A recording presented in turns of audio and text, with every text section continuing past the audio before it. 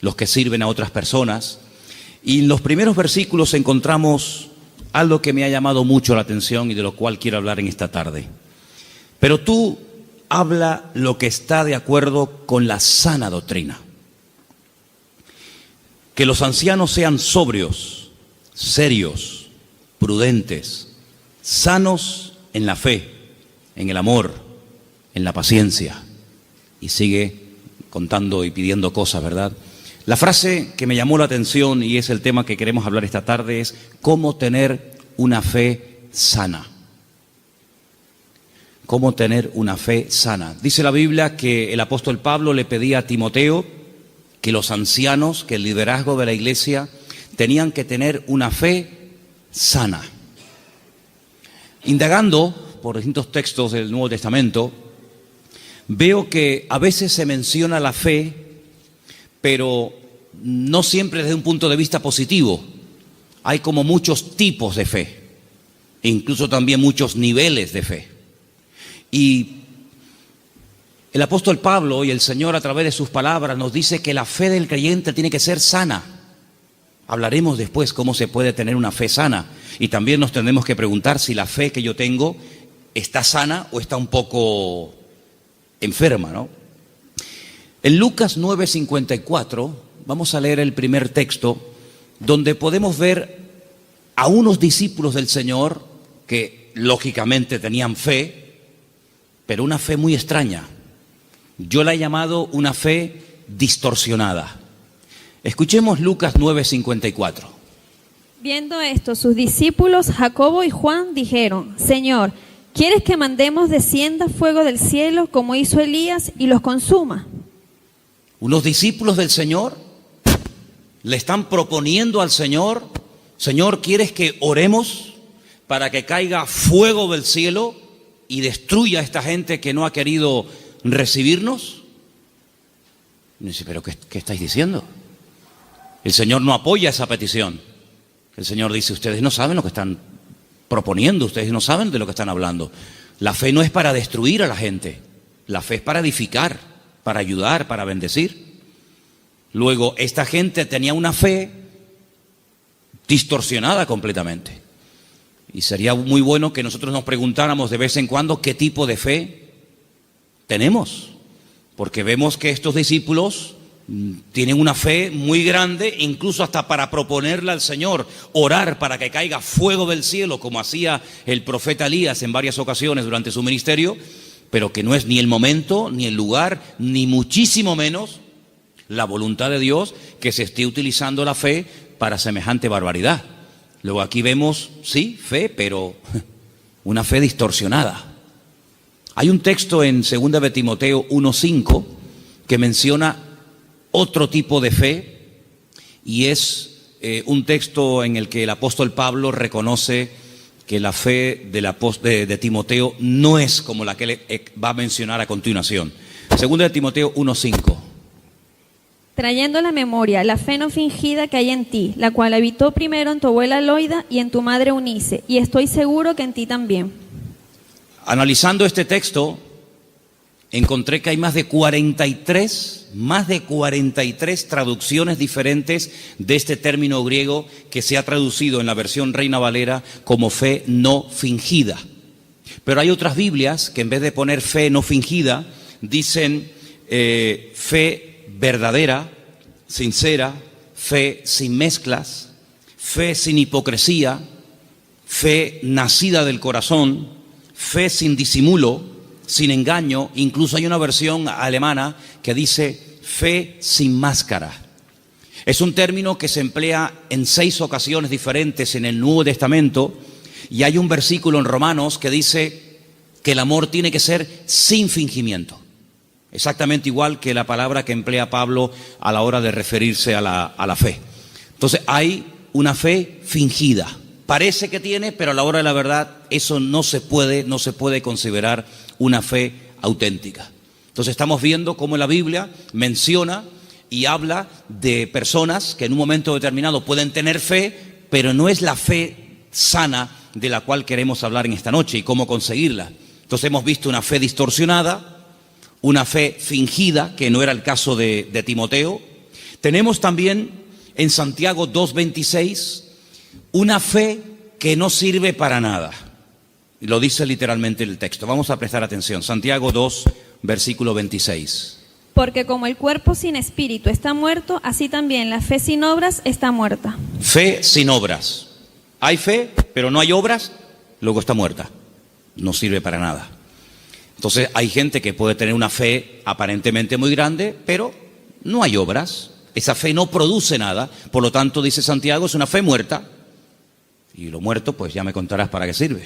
Absolutamente para nada. Ya hay tres tipos de fe: distorsionada, una fe fingida, una fe muerta, y hay una fe que quisiera contar un poquito de quién se trata. ¿Os acordáis del joven rico? Un chico que dice que había guardado todos los mandamientos de la ley, era muy escrupuloso, moralmente impecable, pero él notaba que le faltaba algo. Y le pregunta al Señor: Señor, ¿qué tengo que hacer para heredar la vida eterna? Y el Señor le propone un estilo de vida diferente, le habla de que tiene que romper con ese espíritu de materialismo que lo domina, le habla de que tiene que guardar los mandamientos, y él dice: yo todo esto lo he guardado. Luego vemos que muchos escribas y fariseos, incluido en el joven rico, eran personas de fe, pero era una fe religiosa, mecánica, Hay que orar, oramos. Hay que leer, leemos. Hay que ayunar, ayunamos. Hay que congregarse, me congrego. Pero el Señor no quiere que actuemos como si fuéramos máquinas, hermanos. Que no seamos como robots, que hacen las cosas, pero sin sentimiento, sin pasión, sin ganas, sin deseo. Las hacen, pero no hay vida en lo que hacen. Digamos que es una fe religiosa. Sin embargo, volvemos al texto de Tito capítulo 2, donde el apóstol Pablo dice que los creyentes tienen que tener una fe sana. Quédense con eso, una fe sana, que no está enferma, que no está distorsionada. No es una fe que llegamos incluso a tener fe en la fe, valga la redundancia. Conocen la película de la lámpara de Aladino, ¿no? Esa lamparita que la frotan, sale un genio, y el objetivo del genio es cumplir los deseos de aquel que tuvo la suerte de encontrar la lámpara de Aladino. La fe no es la lámpara de Aladino. No tenemos que tener fe en nuestra fe. Dice el Señor: tened fe en Dios. ¿Cuántos dicen amén?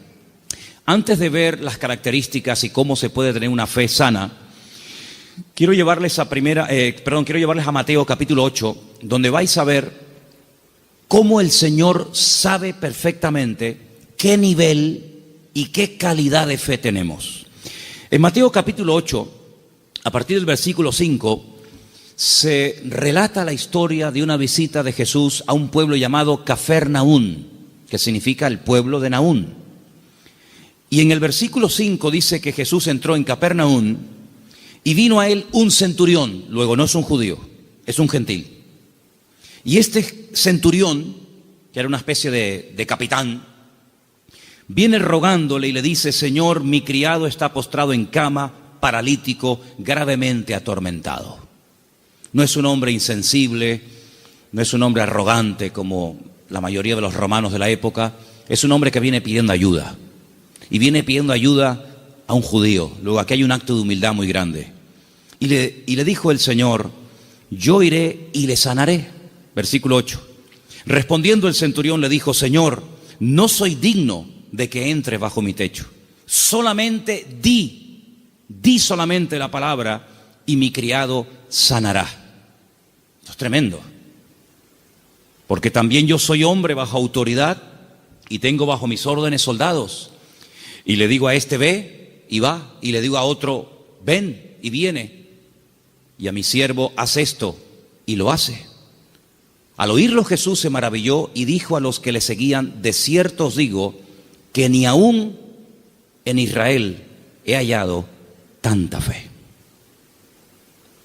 No he encontrado a nadie en el país que tenga tanta fe como este hombre. ¿Qué fue lo que le llamó la atención al Señor Jesucristo de este hombre? Primero, la humildad con la que vino a pedir. No vino exigiendo. No vino: oye, que soy un centurión romano y me tienes que obedecer. Sino vino con humildad. Vino, dice, que rogándole. Y no vino pidiendo algo para él, sino para otra persona. Luego aquí hay una compasión. Aquí hay un amor por alguien que está sufriendo, que no es precisamente él, sino es su criado. Luego hay una cosa muy interesante en la conversación. El Señor está dispuesto a ir a la casa de un gentil.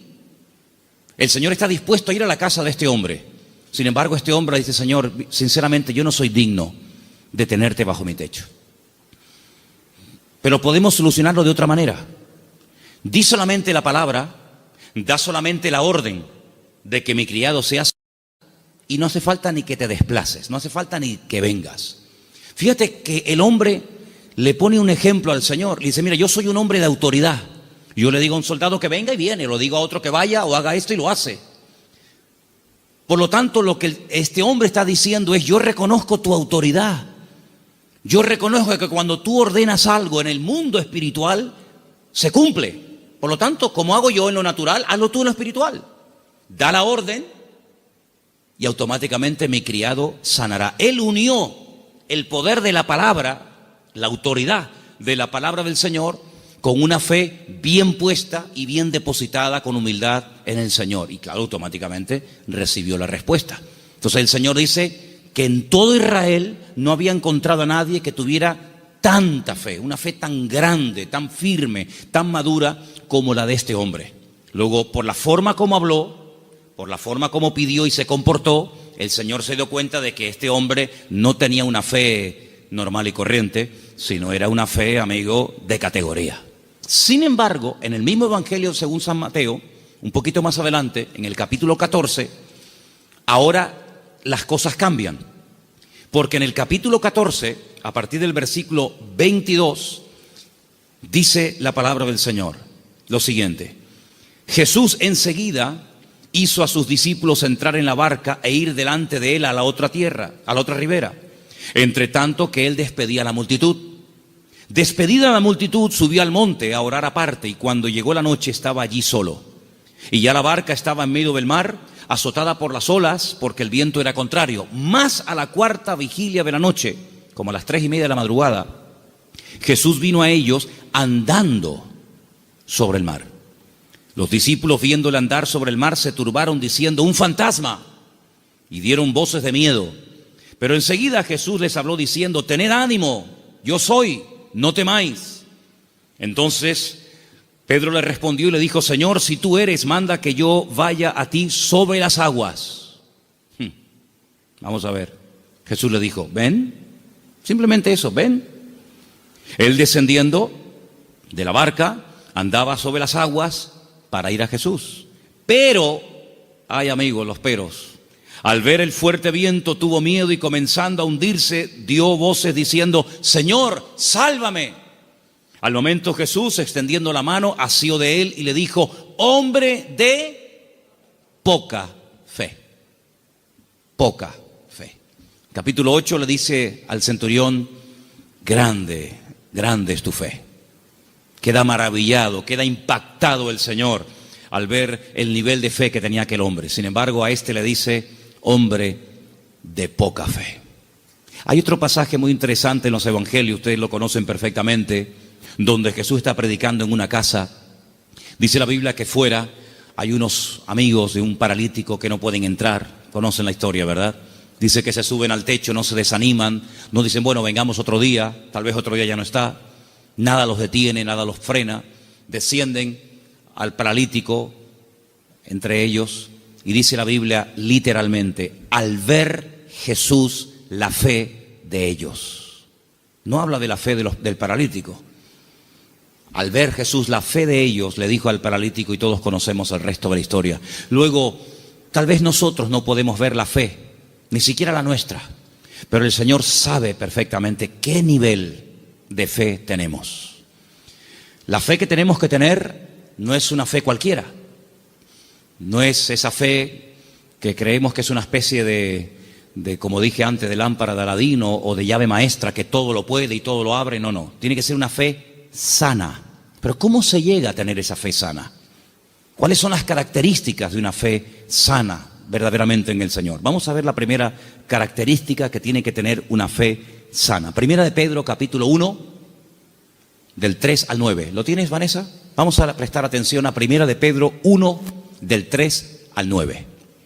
Bendito el Dios y Padre de nuestro Señor Jesucristo, que según su grande misericordia nos hizo renacer para una esperanza viva por la resurrección de Jesucristo de los muertos, para una herencia incorruptible, incontaminada e inmarcesible, reservada en los cielos para vosotros, que sois guardados por el poder de Dios mediante la fe para alcanzar la salvación que está preparada para ser manifestada en el tiempo postrero, en lo cual vosotros os alegráis, aunque ahora, por un poco de tiempo, si es necesario, tengáis que ser afligidos en diversas pruebas, para que sometida a prueba vuestra fe, mucho más preciosa que el oro, el cual, aunque perecedero, se prueba con fuego, sea hallada en alabanza, gloria y honra, cuando sea manifestado Jesucristo, a quien amáis sin haberle visto, en quien creyendo, aunque ahora no lo veáis, os alegráis con gozo inefable y glorioso, obteniendo el fin de vuestra fe, que es la salvación de vuestras almas. Amén. ¿Os dais cuenta? La primera característica de una fe sana es que tiene que ser probada. Si no quieres tener una fe probada, jamás sabrás qué tipo de fe tú tienes. Mientras no hay problemas, no se sabe si verdaderamente tú eres una persona madura o inmadura. No se sabe. Es como cuando antiguamente te entregaban la cartilla cuando terminabas de hacer el servicio militar y te ponían comportamiento, bueno, malo, excelente, regular, lo que fuera, disposición a la hora de actuar o en fin, las distintas, no materias, sino las distintas características que se pretendía o se suponía que había en un soldado. Generalmente, a menos que fuera tiempo de guerra, el apartado del valor se dejaba en blanco, porque no hubo ocasión de mostrar el valor. La obediencia sí, la fidelidad, la puntualidad, la uniformidad, pero el valor era una casilla que se dejaba en blanco. Ahora, si hay una guerra, si te tienes que jugar la vida, si tienes que salir a campo abierto, entonces se sabe si ese soldado tenía o no tenía valor. Con la fe es exactamente igual. Si no hay pruebas, pues sí, tengo fe. Pero amigo, y cuando llegaron las pruebas, ¿cómo reaccionó usted ante el primer problema que le vino después de conocer al Señor?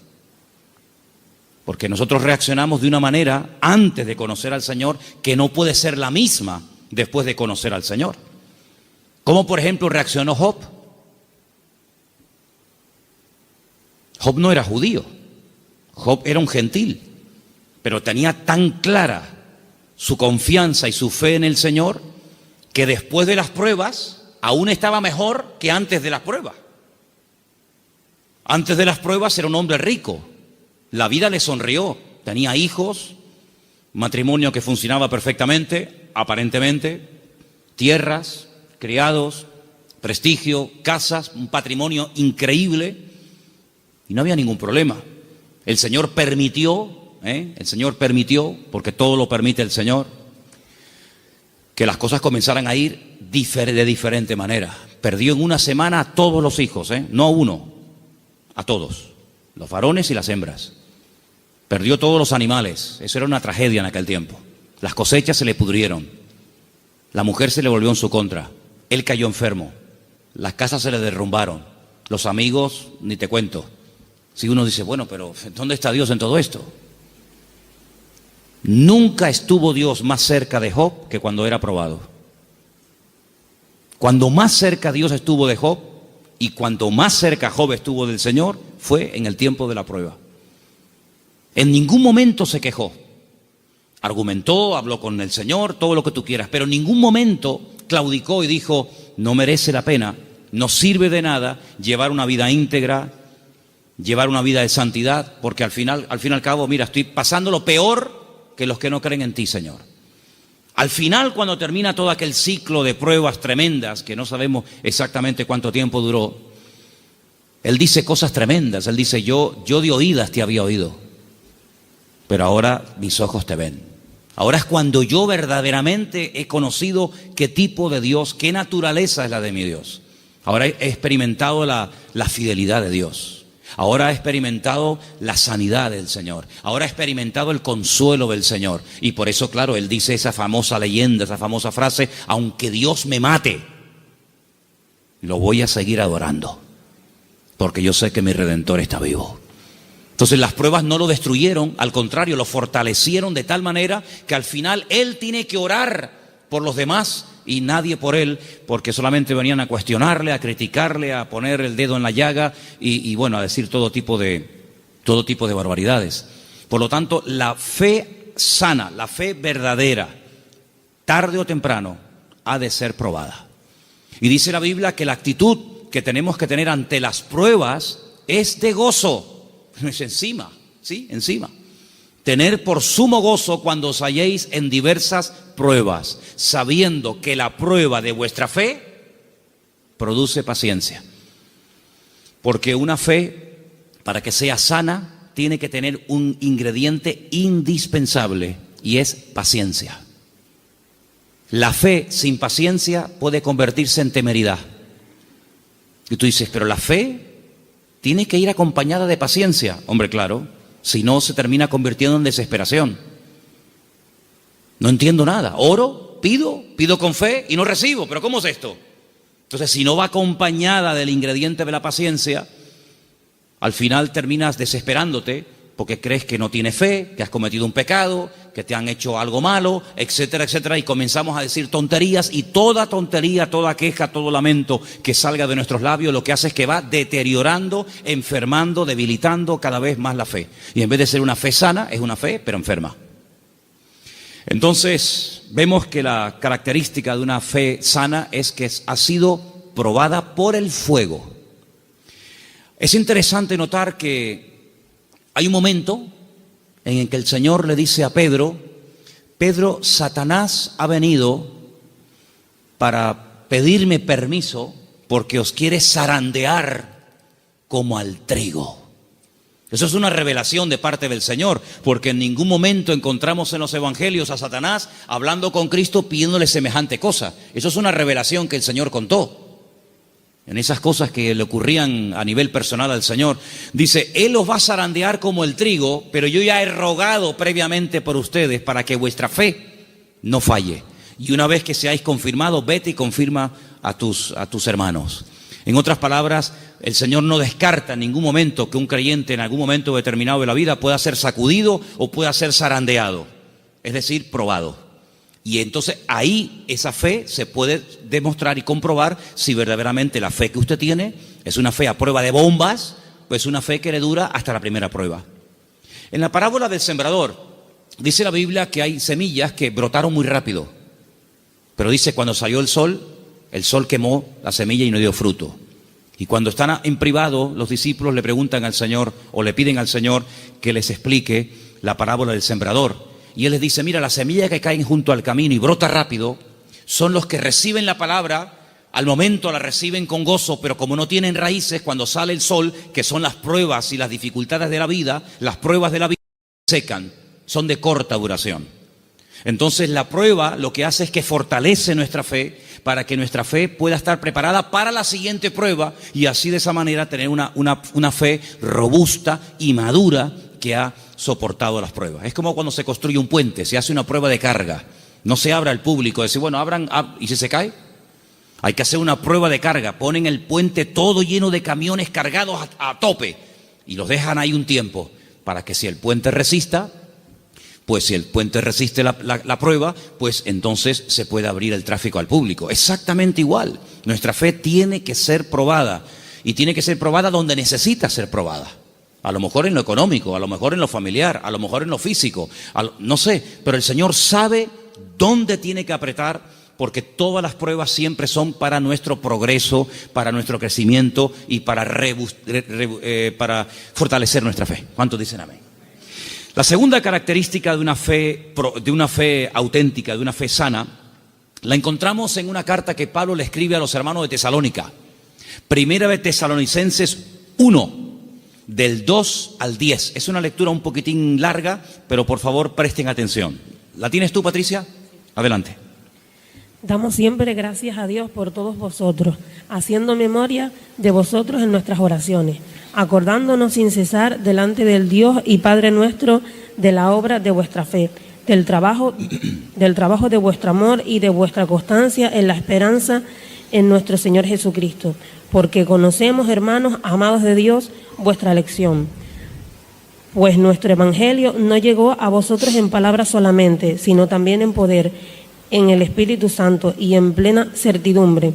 Como bien sabéis, cuáles fuimos entre vosotros por amor de vosotros, y vosotros vinisteis a ser imitadores de nosotros y del Señor, recibiendo la palabra en medio de gran tribulación con gozo del Espíritu Santo, de tal manera que habéis sido ejemplo a todos los de Macedonia y de Acaya, que han creído, porque partiendo de vosotros ha sido divulgada la palabra del Señor, no solo en Macedonia y Acaya, sino también en todo lugar vuestra fe en Dios se ha extendido, de modo que nosotros no tenemos necesidad de hablar nada, porque ellos mismos cuentan de nosotros la manera en que nos recibisteis y cómo os convertisteis de los ídolos a Dios, para servir al Dios vivo y verdadero, y esperar de los cielos a su Hijo, al cual resucitó de los muertos, a Jesús, quien nos libra de la ira venidera. Amén. La iglesia de Tesalónica, desde el primer momento, fue una iglesia muy perseguida, muy perseguida. No todas fueron así, pero una de las características de esa congregación es que desde el primer momento los creyentes fueron perseguidos. Hermanos perdieron la vida. Llegó un punto que la presión era tan tremenda, que comenzaron a pensar si a lo mejor ya había comenzado hasta la gran tribulación. Fíjate lo que te digo. Y por eso Pablo tiene que escribirles varias cartas y alentar y animar a los hermanos y aclararles que todavía ese tiempo no ha comenzado, y les alienta y les anima a decir: hermanos, seguir adelante, el Señor aún no ha venido, el tiempo de angustia de Jacob, la gran tribulación aún ha comenzado, y Pablo pone doctrina encima de la mesa para que ellos sepan que lo que está pasando no es todavía lo que está profetizado para los últimos tiempos, ¿verdad? Y una de las cosas que el apóstol Pablo reconoce de la iglesia es que la fe de la iglesia, la fe de los hermanos de la ciudad de Tesalónica, no se quedó encerrada entre cuatro paredes, sino que los creyentes no habían perdido el valor de testificar a los que no conocían al Señor. Ellos se habían convertido, como dice ahí, hemos leído, de los ídolos. Habían sido gente idólatra, politeísta, y habían dejado esa vida de desorden, de idolatría, para convertirse al Dios vivo y verdadero. Pero la conversión de ellos, la fe de ellos depositada en el Dios vivo y verdadero, no era algo que se hacía a escondidas, sino algo que ellos querían que se difundiera. De tal manera que Pablo llegaba a ciertas y determinadas poblaciones, y la gente en esos lugares daban testimonio de lo que los hermanos de Tesalónica estaban pasando y cómo la fe de ellos se había extendido. Y esto es muy importante, hermanos. Esto es muy importante porque en un momento tenemos un encuentro inicial con el Señor. Nos encontramos con el Señor, entendemos el propósito de la salvación, de la venida de Cristo. Pedimos perdón por nuestros pecados, lo aceptamos como nuestro Señor y Salvador personal. Muy bien, pero ¿y ahora? Ahora se tiene que extender nuestra fe. Tenemos que divulgar nuestro testimonio, nuestra esperanza en el Señor, porque no todo el mundo tiene la misma fe. No todo el mundo ha tenido la misma experiencia que tú has tenido, y por eso es muy importante que abramos la boca para que podamos decir a la gente: oye, que hay una esperanza, que hay un remedio, como vimos el domingo, que hay un camino, una verdad y una vida. Y los tesalonicenses no dijeron: bueno, mira, vamos a quedarnos callados porque nos están maltratando, nos están matando, nos están torturando. No importa, vamos a seguir hablando, vamos a dar testimonio de la fe en nuestro Señor Jesucristo. Esa es otra característica indispensable de una fe sana, que no solamente soporta la prueba con gozo y que la utiliza como plataforma para crecer y para acercarse más al Señor, sino que además es una fe que no es muda, no es una fe invisible. Usted sabe que la tiene, pero nadie se ha enterado en la familia, nadie se ha enterado en el barrio. No, yo abro mi boca y extiendo y proclamo la fe, la obra que el Señor ha hecho en mi vida. Esa es otra característica de una fe sana. Un creyente que no testifica no es normal. No es creyente que un creyente que tiene el gozo del Señor y que ha pasado de muerte a vida, pasen los días, las semanas y se le pase la vida y no comparta su fe y su testimonio con nadie. Eso no es una fe sana, es una fe enferma. Otra característica de una fe sana, quiero leer en Santiago. Voy a leer este pasaje yo, si no les importa, en capítulo 2, a partir del versículo 14. donde Santiago habla de algo muy importante relacionado con la fe. Dice, hermanos míos, Santiago 2:14, ¿de qué aprovechará si alguno dice que tiene fe y no tiene obras? ¿Podrá la fe salvarle? Si un hermano o una hermana están desnudos y tienen necesidad del alimento de cada día, y alguno de vosotros les dice, id en paz, calentaos y saciaos, pero no les dais las cosas que son necesarias para el cuerpo, ¿de qué aprovecha? No, hermanos, déjenme que diga esto. Decimos, bueno, pero ¿no es el Señor el que suple nuestras necesidades? Sí, pero muchas veces el Señor puede suplir nuestras necesidades a través de nuestros hermanos. A veces cuando veo a un señor mayor o a alguna persona en un parque, en una plaza, dándole de comer a los pajaritos o a las palomas, a mí siempre me viene a la cabeza el texto que dice, hombres de poca fe, mirad las aves del cielo que ni siembran ni hilan, ¿no las alimenta vuestro Padre Celestial? Y yo digo, fíjate, este hombre sin darse cuenta, o a lo mejor sí, no sé, está siendo un instrumento que hoy el Señor está utilizando. Él cree que le sobraban unas miguitas de pan duro y las trae al parque para entretenerse, pero él no se está dando cuenta de que ese montón de pájaros, el Señor los está alimentando a través del detalle de este hombre. Entonces puede ser que el Señor te puede utilizar a ti en un momento determinado y a través de tu vida, cubrir la necesidad, suplir la necesidad de algún hermano. Entonces dice, así también la fe, si no tiene obras, es muerta en sí misma. Una de las fe que comentamos antes. Versículo 18. Pero alguno dirá, tú tienes fe, yo tengo obras. Muéstrame tu fe sin tus obras y yo te mostraré mi fe por las obras. Tú crees que Dios es uno y bien, haces bien. También los demonios creen y tiemblan. Mas ¿quieres saber esto, hombre vano, que la fe sin obras es muerta? ¿No fue justificado por las obras nuestro padre Abraham cuando ofreció su hijo Isaac sobre el altar? ¿No ves que la fe actuó juntamente con sus obras y que la fe se perfeccionó por las obras? Y se cumplió la escritura que dice, Abraham creyó a Dios y le fue contado por justicia y fue llamado amigo de Dios. Vosotros veis pues que el hombre es justificado por las obras y no solamente por la fe.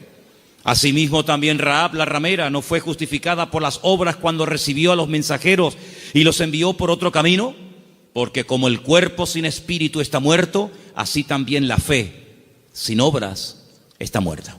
Luego, una característica de una fe sana, que es lo que nos interesa y estamos hablando esta noche, es que es una fe que produce, una fe que hace obras. No es una fe teórica.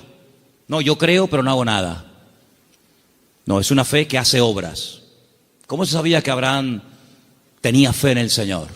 Bueno, pues yo estaba justamente leyendo hoy ese pasaje y dice la Biblia que este hombre viaja desde el sur de Israel, desde una ciudad llamada Beersheba, recorre todo el desierto del Negev, llega hasta el monte Moria, allí en Jerusalén, y antes de llegar deja a unos criados y le dice, bueno, guárdeme aquí el asno, el burrito, que dice, iremos, adoraremos y volveremos. Y a veces seguimos leyendo el pasaje y nos olvidamos de decir, no, espérate un momento, mira lo que acaba de decir. Iremos, adoraremos y volveremos. Pero ¿cómo dice volveremos si Abraham sabe que tiene que subir al monte Moria y sacrificar, es decir, matar a su hijo Isaac? Dirás en todo caso, volveré. La Biblia dice que Abraham tenía tanta fe en el Señor que creía que si mataba a su hijo Isaac, el Señor se lo podía resucitar y volverlo a tener con él. Y en cierto sentido, eso fue lo que pasó. No lo mató, sabemos el resto de la historia, pero él en su corazón lo había sacrificado antes de subir al monte Moria. ¿Se da cuenta? Pero la fe de Abraham no quedaba simplemente en un acto de obediencia, sino que iba mucho más allá. Bueno, yo lo mato, yo lo sacrifico porque al fin y al cabo es lo que Dios, mi Señor, me ha pedido. Pero creo que Él me lo puede dar de entre los muertos. Y es que nunca nadie había resucitado, hermanos. Él no puede decir, no, es que ya resucitó fulanito de tal. No había resucitado nadie. ¿Cómo sabía Abraham que el Señor podía resucitar muertos? Porque Abraham conocía a Dios. Y la fe auténtica, la fe sana, no es una fe ciega, no es una fe irracional, es una fe basada en hechos, en realidades. ¿Y qué mejor realidad que conocer a Dios y conocer su palabra? Yo dije en una ocasión que hubo un momento en nuestra vida en los que creímos en un Dios que prácticamente no conocíamos. Cuando nosotros la primera vez aceptamos al Señor, ¿qué sabíamos del Señor? Pues muy poca cosa. No conocemos hoy nosotros al Señor mejor que hace años atrás cuando lo conocimos o lo recibimos en nuestro corazón, ¿sí o no? Por supuesto que sí. En aquel momento fue un acto de fe. Yo necesité fe, créame, yo particularmente, yo no sé usted, pero yo necesité mucha fe porque yo no creía en Dios. No creía en Dios, sencillamente. Para mí no existía. Y yo necesité que Dios me diera fe para poder creer en Él. Pero créanme, hermanos, y lo digo con toda sinceridad, yo hoy en día no necesito fe para creer en Dios. Yo es que sé que Dios existe. La fe se necesita para creer en lo que usted tal vez no ve o no ha recibido y tiene fe de poder recibirlo. Pero yo no necesito fe para creer en mi Padre. Yo no necesito hoy por hoy fe para creer si este libro es o no es la palabra de Dios. Es que yo sé que es la palabra de Dios. Por lo tanto, la fe tiene que ir en aumento, tiene que ir creciendo, tiene que ir madurando. Y por eso, amados hermanos, hay momentos en los que en la vida de ciertos y determinados personajes, los milagros tenían que verse muy asiduamente, un poco como para sacudirlos y para provocar la fe en ellos. Pero hay un momento en nuestra vida en los que prácticamente ya no necesitamos tantos milagros cada día, porque el hecho de que el Señor sea mi Señor, ya para mí eso es más que suficiente, y sé que todo lo demás vendrá por añadidura. ¿Cuántos dicen amén? Hay gente que continuamente le pone pruebas al Señor. Señor, ¿será tu voluntad esto? Señor, ¿será tu voluntad lo otro? Señor, voy por aquí, Señor, voy por allá. Bueno, pues si constantemente le tienes que estar poniendo pruebas a tu Dios, es porque no lo conoces mucho. Porque si tú sabes que a tu marido no le gustan las lentejas, no sé si hay algún marido, perdón si alguien se sienta aludido, pero si tú sabes que a tu marido no le gustan las lentejas, no dices, se las voy a poner a ver si le gustan o no le gustan. Ya te ha dicho de todas las formas que no le pongas lentejas que no le gustan. Por lo tanto, como ya lo sé, no se las pongo. Pero yo sé que lo que le gusta es el potaje de berros. Entonces, en la medida en la que tú conoces a tu marido, a tu esposa o a tu hijo, a quien sea, tú te comportas de una forma diferente con él o con ella, ¿sí o no? En la medida en que tú conoces a Dios, yo no tengo que decirle a Dios, Señor, ¿se puede hacer esto o no se puede hacer? Voy a poner un papelito con un sí y con un no. Soplo. Y el que se quede en la mesa, no hace falta jugar a eso, porque yo ya conozco a mi Dios y yo sé lo que le gusta y lo que no le gusta. Leía en el día de ayer algo tremendamente interesante, dice Pablo, es que la ley no fue dada para el justo, la ley fue dada para el homicida, la ley fue dada para el que no conocía a Dios y tienes que decirle todo, le tienes que contar todo, pero José nunca leyó la Biblia y José era capaz de decir, eso no lo puedo hacer, porque si yo hago eso, yo peco contra mi Dios. ¿Os acordáis? Cuando es tentado con la mujer de Potifar, él podía haber dicho, bueno, ¿dónde está escrito que esto es pecado? No estaba escrito por ninguna parte, pero es que él conocía a Dios. Y cuando una persona conoce a Dios, aunque no tenga mucho conocimiento de la Biblia, conoce más del Dios de la Biblia que de la Biblia del Señor y sabe perfectamente discernir y dice, esto no es de Dios, esto no es del Señor. Porque el que conoce al Señor, dice la Biblia, hay un texto muy bonito que dice, el pueblo que conoce a su Dios se esforzará. Y nosotros, amados, queridos hermanos, no dejamos de pecar por miedo al castigo, sino no pecamos por temor a Dios, por respeto al Señor, que es muy diferente. Amén. Otra característica de una fe madura, tal vez le puede sorprender esta frase, es que no tiene miedo a las aventuras. En Génesis capítulo 12, quiero que vean este pasaje conmigo. Génesis capítulo 12, versículo 1. Hay una palabra aquí muy bonita que la hemos leído en muchas ocasiones. Dicen que el padre de Abraham era, ¿cómo se llamaba el padre de Abraham? Hola.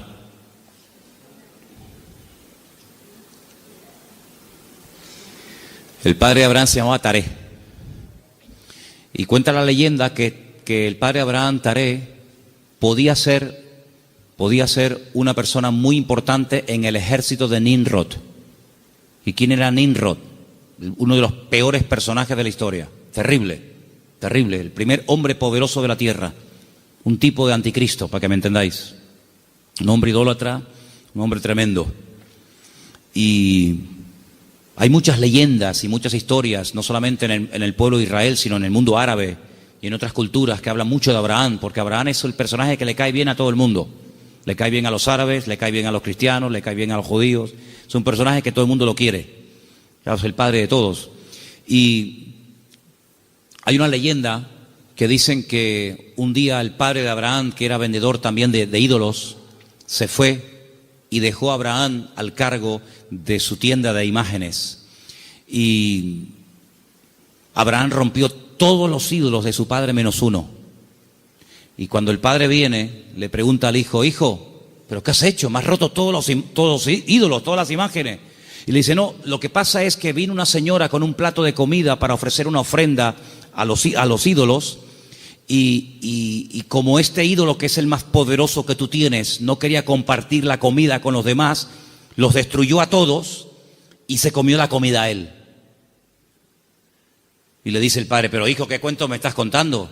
Si son ídolos de piedra, son incapaces de hacer esto.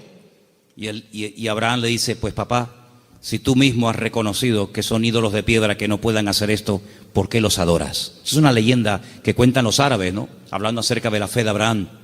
Pues este hombre, cuando vivía en aquella tierra, versículo 1, Génesis 12:1, dice: el Señor le había dicho. Fíjate el tiempo del verbo.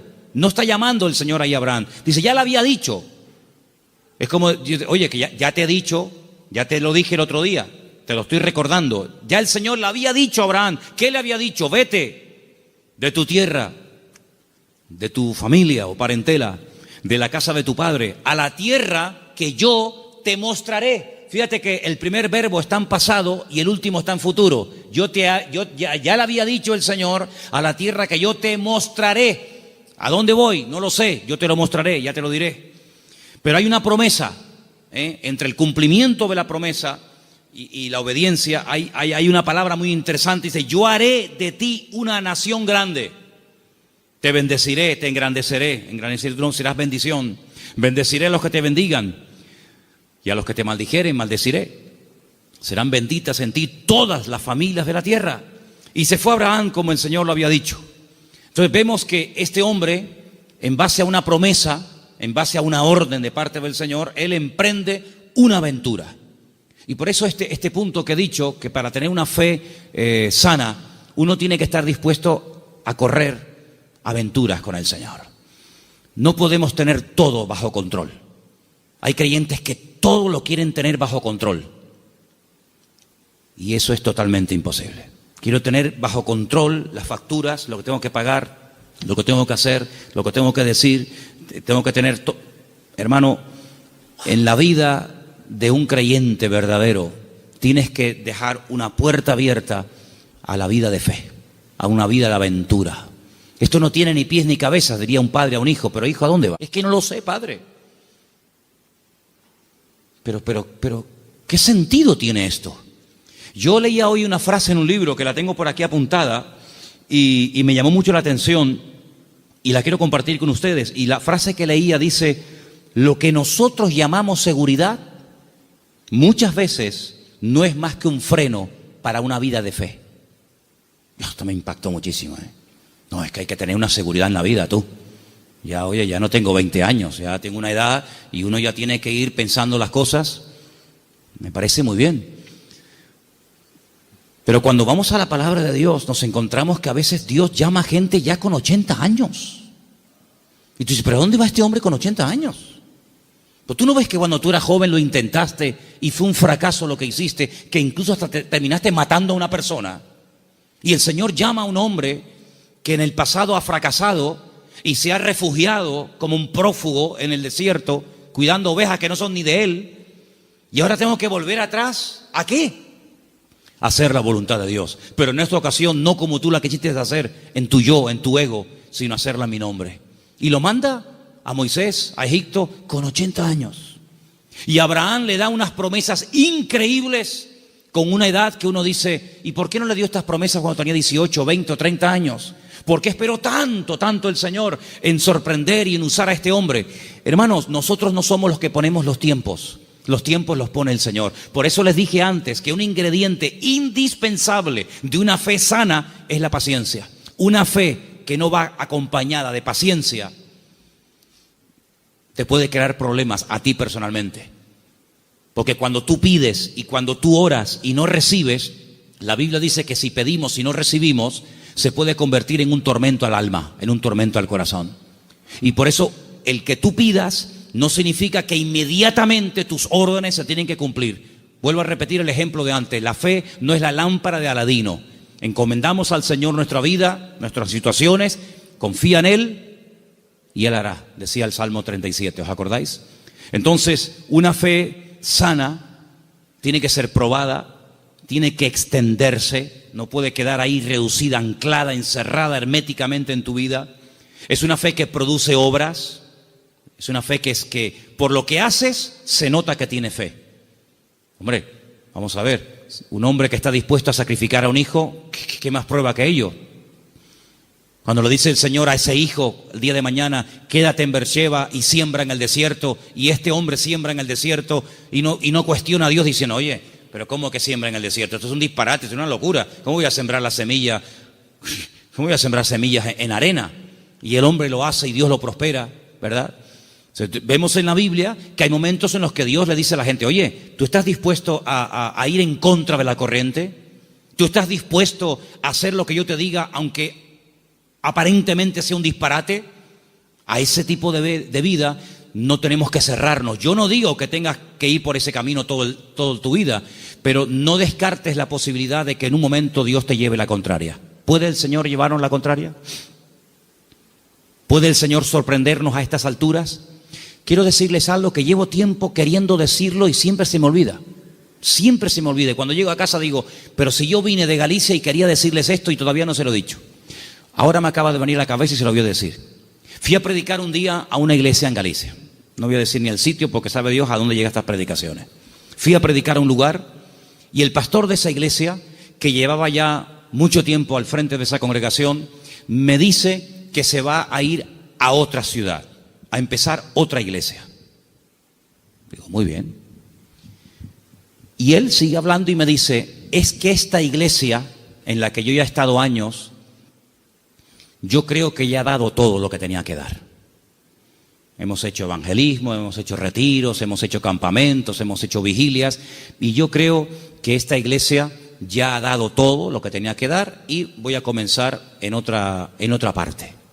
Y cuando yo llegué a casa y comencé a pensar en lo que este hermano me había dicho, es un buen hombre, es un buen pastor, no estoy hablando de un pseudo pastor, estoy hablando de un hombre de Dios.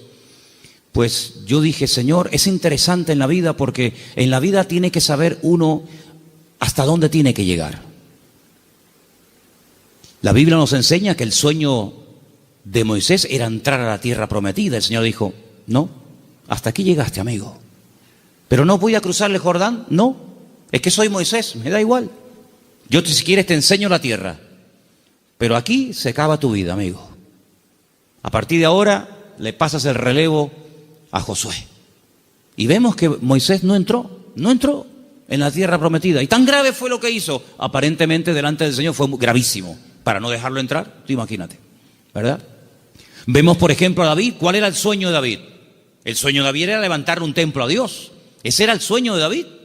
¿Se lo había pedido el Señor? No. De hecho el Señor le dice a través del profeta Natán, le dice,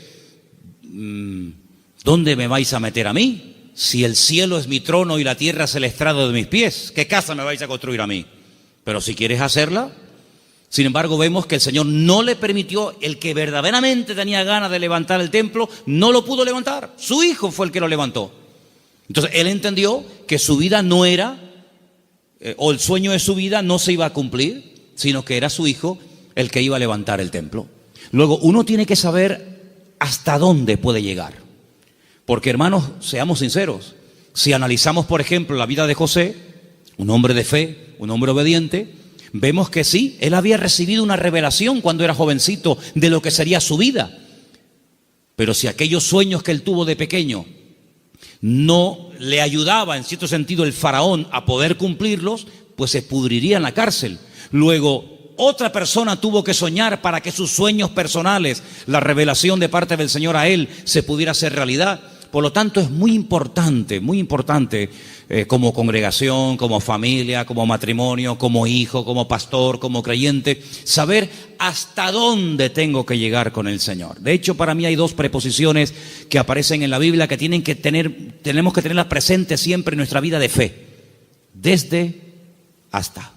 Son dos preposiciones importantísimas en la vida de un creyente que quiere tener una fe sana. Desde, hasta. ¿A qué me refiero? Josué capítulo 1 dice: la tierra te la he entregado. Nadie te podrá hacer frente en todos los días de tu vida. Desde, hasta, esa es la tierra en la que te puedes mover. No te salgas de ese marco, no te salgas de ese terreno, porque no te la daré. De hecho, ha habido momentos en la historia en los que Israel ha conquistado terreno que tiempo más tarde ha tenido que devolver, porque no entraba dentro del desde hasta, ¿verdad? Cuando en una de las guerras conquistó la famosa península del Sinaí, la península del Sinaí no entraba dentro de las promesas del Señor y la tuvo que devolver, ¿verdad? Y sabemos que la península del Sinaí no pertenece a Israel. Por lo tanto, como creyentes tenemos que saber cuáles son nuestras limitaciones, qué tipo de fe tenemos. Y con ese tipo de fe, trabajar y movernos en el Señor. Porque dice la Biblia que no a todos se nos ha dado la misma fe, ni los mismos dones, ni el mismo conocimiento, ni los mismos talentos. Por lo tanto, cada uno tiene que, dice, examinarse a sí mismo y decir, bueno, a mí el Señor no me ha llamado a predicar, pero así a mí el Señor sí me ha llamado a servir o a colaborar. Tal vez el Señor a mí no me ha llamado al ministerio musical, pero me ha llamado o me ha capacitado o me estoy preparando para el ministerio de enseñanza o para el ministerio, digamos, para otras culturas. Cada uno de nosotros tiene que examinar su fe y ver a sí mismo qué estás haciendo con el nivel de fe que tú tienes.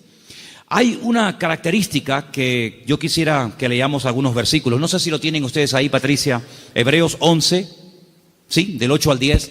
Porque antes dije algo que quiero que te lleves esta tarde grabado en tu corazón. Incluye la paciencia en tus oraciones. Incluye la paciencia en tu fe. Si no incluyes la fe, la paciencia en la fe que tienes, lo puedes pasar mal, porque va a haber un momento en el que te vas a pelear con Dios. Te puedes desanimar porque dices, Señor, estoy orando con fe.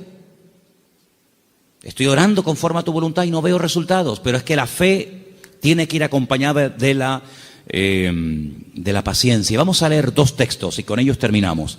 Hebreos 11, del 8 al 10, por favor. Por la fe, Abraham, siendo llamado, obedeció para salir al lugar que había de recibir como herencia, y salió sin saber a dónde iba. Por la fe, habitó como extranjero en la tierra prometida, como en tierra ajena, morando en tiendas con Isaac y Jacob, coherederos de la misma promesa, porque esperaba la ciudad que tiene fundamentos, cuyo arquitecto y constructor es Dios.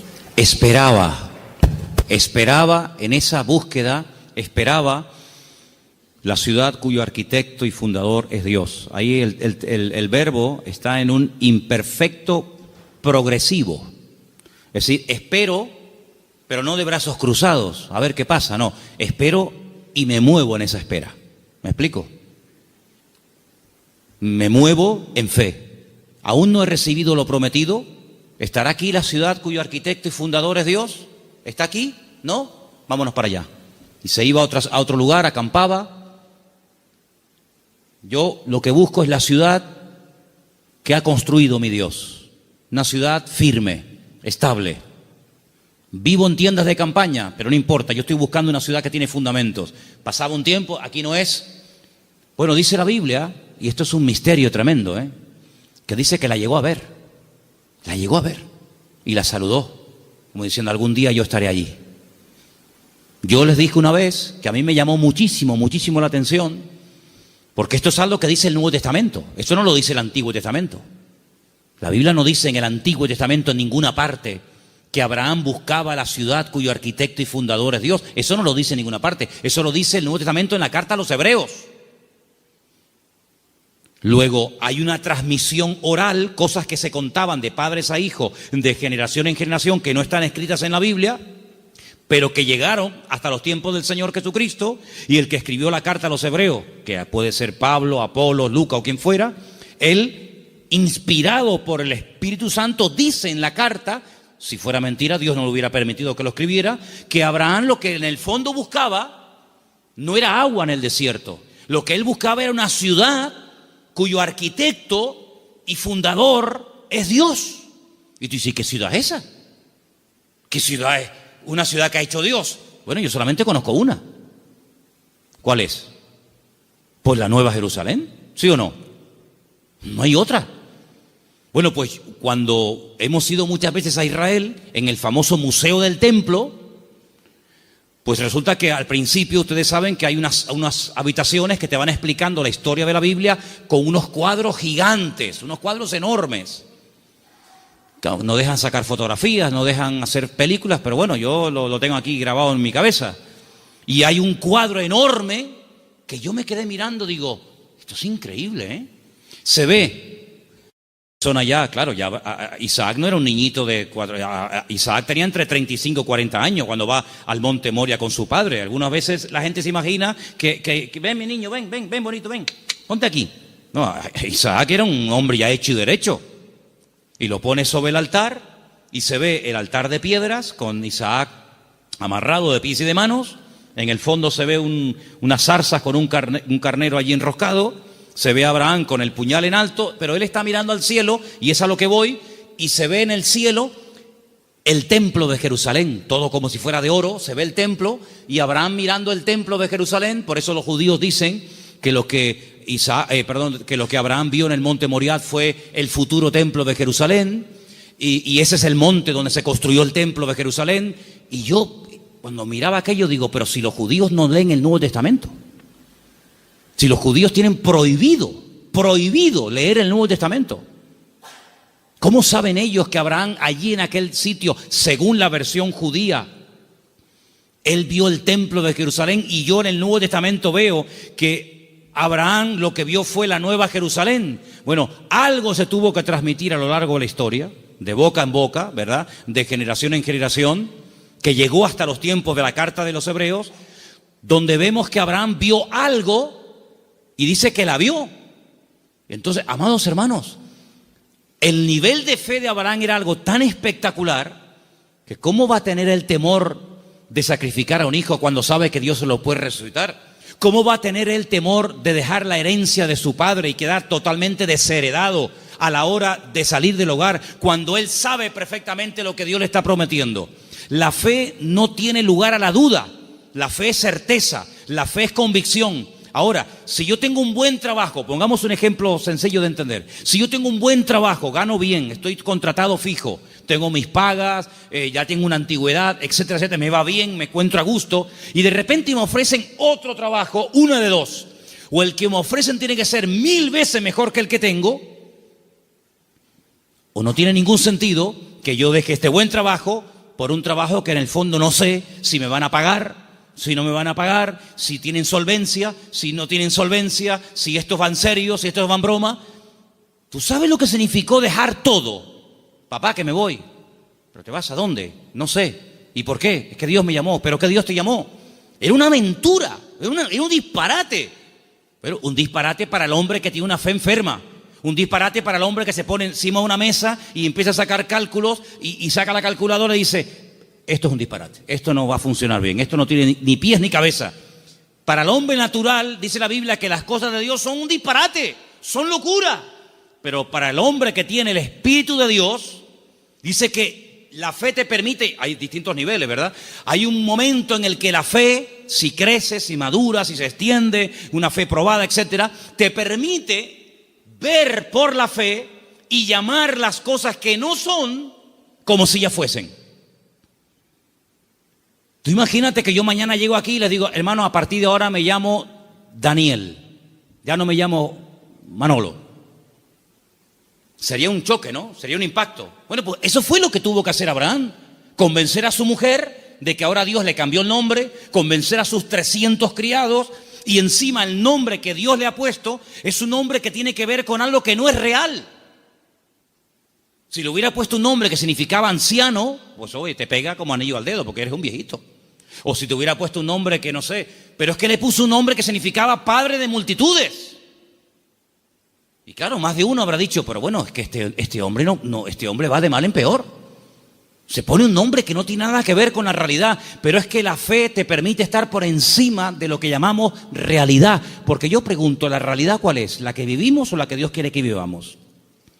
Porque la Biblia dice que la vida es sombra, y la sombra no es la realidad. La sombra proyecta una realidad. Y la Biblia dice que vivimos en un mundo que es de sombra.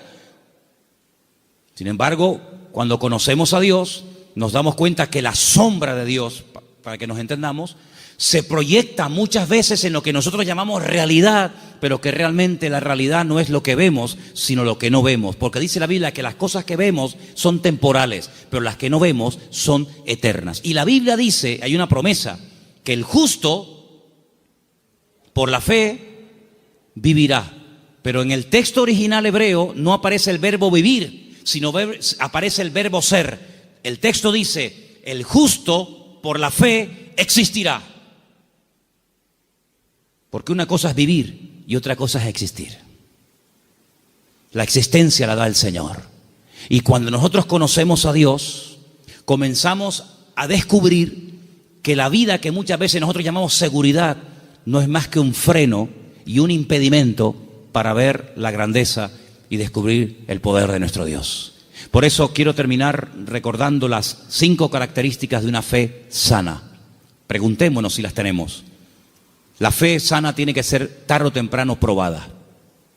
Una prueba que no duele no es prueba. Una prueba que no afecta en algún momento determinado tu estado de ánimo, pues no es prueba ni nada. Dije hace tiempo que una característica de que estás siendo probado es que no entiendes nada. Si entiendes, no te estás probando el Señor. Si lo entiendes, no es una prueba. Una característica de que estoy siendo probado es que no entiendo lo que me está pasando. Eso es una prueba. La segunda característica es que es una fe que se extiende. No es una fe hermética encerrada en sí misma. Es una fe que actúa, que hace obras. Y por la forma como actúa, te das cuenta de que detrás de esa actuación hay una fe. Hay una frase que leí esta semana, que también la tengo apuntada aquí, que dice: todo esfuerzo realizado siempre obtiene resultados. Es buenísima, no me digan, ¿eh? Todo esfuerzo realizado siempre obtiene resultados. Tú te esfuerzas por el Señor, ¿verdad? Tú ejercitas la fe y automáticamente Dios lo premia. Tercera o cuarta característica, que la fe sana tiene que ir acompañada de paciencia. Dice la Biblia que Abraham esperaba pacientemente. Y finalmente la fe sana está dispuesta a la aventura. En Hebreos 10, del 12 al 13, quiero que lo leamos todos juntos, por favor. Hebreos capítulo 10, Hebreos 10 del 12 al 13. Hay unos versículos muy interesantes que los he dejado para el final, para que medites en ellos y te los lleves esta noche en tu corazón. Repito, Hebreos capítulo 10, del 12 al 13. ¿Lo tienen, hermanos? Bueno, creo que lo estamos poniendo ahí, ¿no? Perfecto. Léelo conmigo. Pero Cristo, habiendo ofrecido una vez para siempre un solo sacrificio por los pecados, se ha sentado a la diestra de Dios. Versículo 13. De ahí en adelante, esperando hasta que sus enemigos sean puestos por estrado de sus pies. Esperando. Es la misma palabra que aparece cuando dice que Abraham esperaba la ciudad cuyo arquitecto y fundador es Dios. Ahora fíjate esto. Cristo muere